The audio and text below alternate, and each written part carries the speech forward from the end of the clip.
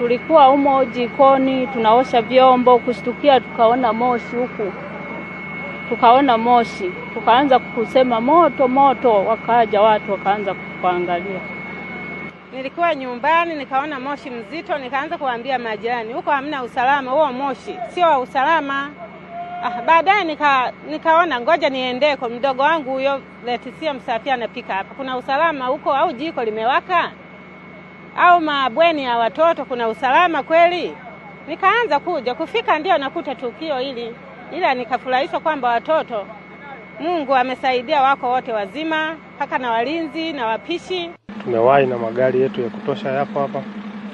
Tumefanikiwa kuzima moto. Chanzo cha awali kwa mazingira inawezekana kuna hitilafu ya umeme, lakini hakuna mtu yeyote aliyepata madhara ya kifo wala majeraha, isipokuwa tu mabweni yameungua karibu yote kama mnavyoona kwa sasa.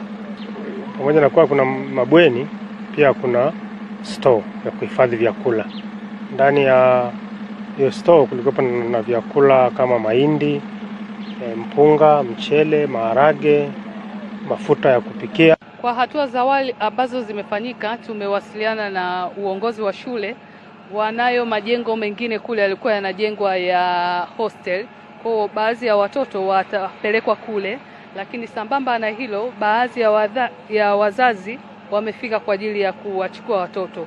Lakini kadri siku zinavyoendelea, tunasubiri tathmini ya wenzetu wa zimamoto, tutaendelea kuona namna gani serikali tutaweza kushirikiana nao kuhakikisha watoto wetu wanakaa katika mazingira salama.